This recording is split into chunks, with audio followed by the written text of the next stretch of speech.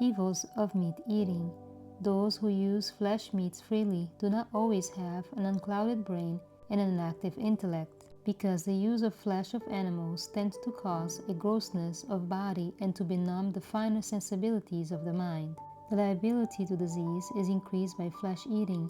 We do not hesitate to say that meat is not essential to the maintenance of health and strength. Those who subsist largely upon meat cannot avoid sometimes eating flesh which is more or less diseased.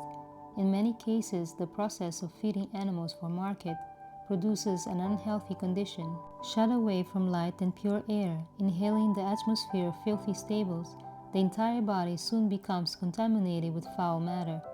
And when such flesh is received into the human body, it corrupts the blood, and disease is produced. If the person already has impure blood, this unhealthful condition will be greatly aggravated, but few can be made to believe that it is the meat they have eaten which has poisoned their blood and caused their suffering.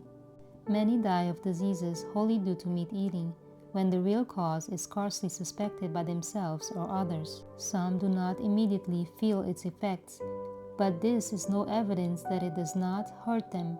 It may be doing its work surely upon the system, yet for the time being the victim may realize nothing of it. Pork, although one of the most common articles of diet, is one of the most injurious. God did not prohibit the Hebrew from eating swine's flesh merely to show his authority, but because it is not a proper article of food for men. God never created the swine to be eaten under any circumstances. It is impossible for the flesh of any living creature to be healthful when filth is its natural element and when it feeds upon every detestable thing. It is not the chief end of man to gratify his appetite. There are physical wants to be supplied, but because of this, is it necessary that man shall be controlled by appetite?